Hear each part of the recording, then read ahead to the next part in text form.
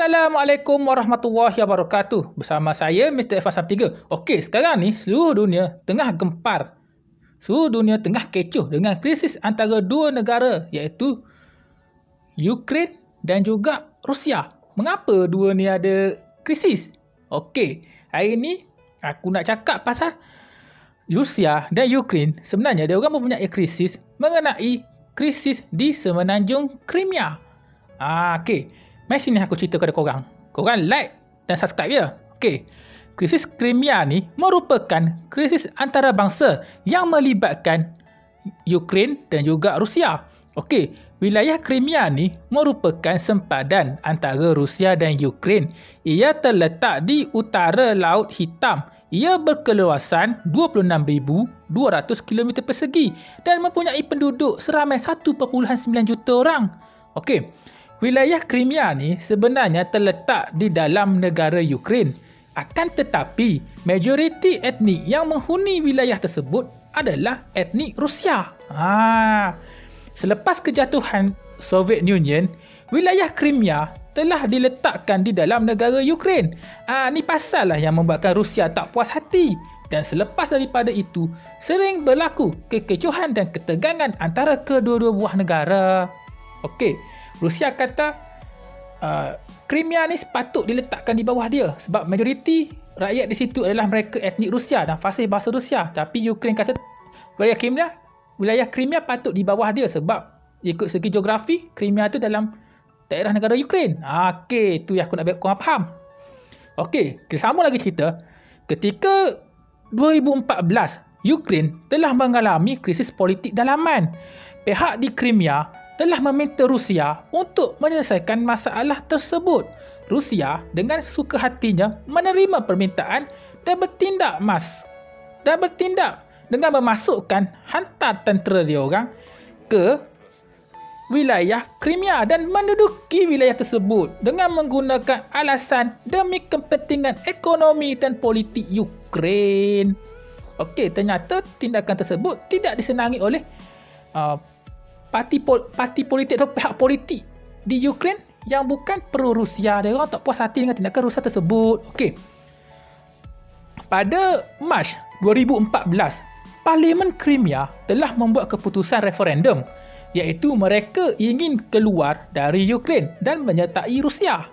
Dan hasil undian tersebut, majoriti mereka mahu keluar dari Ukraine dan menyertai Rusia. Dan hasilnya, Crimea officially menyertai Rusia dan tinggalkan Ukraine. Okey. Hal ni telah membuatkan Amerika Syarikat dan Kesatuan Eropah sangat bimbang. Diorang sangat bimbang hasil keputusan tersebut. Rusia akan meluaskan lagi pengaruh diorang di kawasan sekitar Eropah Tengah dan juga Eropah Timur. Ni buat Amerika dan Kesatuan Eropah sangat bimbang. Rusia dan Ukraine sangat merebutkan wilayah Crimea ini.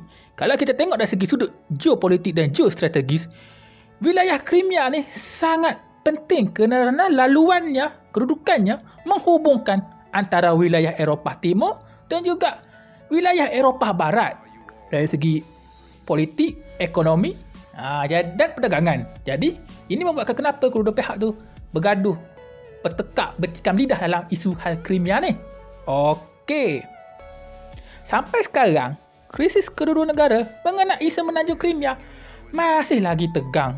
Krisis di antara Ukraine dan Rusia kembali tegang dan setegang-tegangnya pada Mac 2021. Sampai sekarang tak habis lagi bergaduh dua negara tu. Ini dikatakan berpunca selain daripada isu krisis semenanjung Crimea, berpunca juga dengan tindakan Rusia yang menghantar lebih banyak tentera di kawasan sempadan kedua buah negara. Yang jelas membimbangkan Ukraine. Malah Ukraine juga dikatakan hampir kemungkinan akan sertai Kesatuan Eropah dan juga NATO. Ini jelas membuktikan Rusia tak puas hatilah jika Ukraine betul-betul nak sertai EU ataupun NATO. Jadi Rusia tak puas hatilah kalau Ukraine masuk tu perserikatan tu. Jadi pertikaian antara kedua negara kembali tegang dan setegang-tegangnya. Okey, apa kaitan antara krisis antara Rusia dan Ukraine dengan peristiwa MH17? Okey, mari sini aku ceritakan.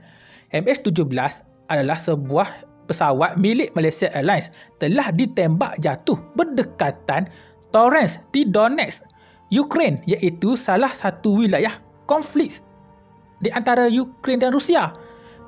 Ia 40 km daripada sempadan Rusia dan ditembak pada 17 Julai 2014. Seramai 283 penumpang dan 15 anak kapal terkorban dalam peristiwa tersebut. Okey, pesawat tersebut sebenarnya dalam perjalanan daripada Amsterdam ke Kuala Lumpur. Okey. Dan mayat korban pesawat tersebut serta kotak hitam telah disimpan oleh geng gerakan pemisah. Akan tetapi, hasil kebijaksanaan pasukan pengurusan krisis dan juga pihak kerajaan Malaysia di bawah Datuk Seri Najib Abdul Razak telah berjaya berunding dengan puak gerakan pemisah dan akhirnya mereka berjaya membawa pulang mayat-mayat nahas pesawat MH17 tu berjaya dibawa keluar daripada kawasan konflik untuk dipulangkan ke negara masing-masing untuk dikubumikan. Malah pihak pro pemisah turut menyerahkan kotak hitam kepada kerajaan Malaysia untuk disiasat, dan sampai sekarang ni kes MH17 masih lagi disiasat dan siasatannya tengah berlaku. Kita mengharapkan semoga akan ada keadilan bagi keluarga-keluarga mangsa nahas terkorban pesawat MH17 tu. Kesimpulannya, begitulah berlakunya krisis antara Rusia dan Ukraine, dan sampai hari ini krisis ni masih lagi memanas, masih lagi tengah hangat lah. Dan kita harapkan krisis ni semua kedua-dua buah negara dapat mencari jalan penyelesaian untuk lebih perdamaian lah. Okey, setakat sajalah konten kita kali ni. Kalau korang rasa konten saya buat ni membawa manfaat, boleh like, share, komen dan subscribe. Kita jumpa lagi, okey? Assalamualaikum warahmatullahi wabarakatuh. Bye. Semangat, semangat, semangat. Assalamualaikum.